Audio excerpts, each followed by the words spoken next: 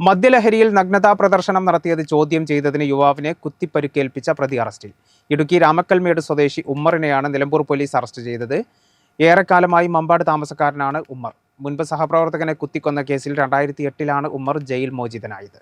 യുവാവിനെ കുത്തിപ്പരിക്കേൽപ്പിച്ച് ഒളിവിൽ പോയ പ്രതി അറസ്റ്റിൽ. ഇടുക്കി രാമക്കൽമേട്ട് സ്വദേശിയും മമ്പാട് നടുവക്കാട് താമസക്കാരനുമായ പാങ്ങോട് പുത്തൻവീട് ഉമ്മറിനെയാണ് നിലമ്പൂർ പോലീസ് ഇൻസ്പെക്ടർ സുനിൽ പുളിക്കലിന്റെ നേതൃത്വത്തിൽ അറസ്റ്റ് ചെയ്തത്.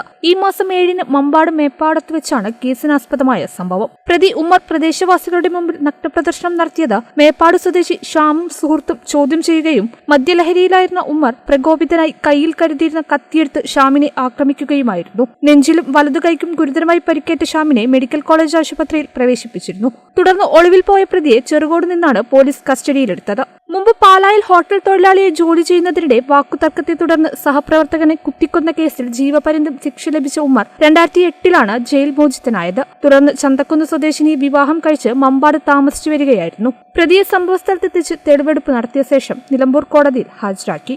SI-മാരായ TP Mustafa, Ratheesh K, ASI EN Sudheer, CPO T Sajeesh, ഡാൻസ് സ്റ്റാഫ് അംഗങ്ങളായ NP Sunil, KT Ashif Ali, T Nibin Das എന്നിവരടങ്ങിയ സംഘമാണ് പ്രതിയെ അറസ്റ്റ് ചെയ്തത്. കേരള വിഷൻ, നിലമ്പൂർ.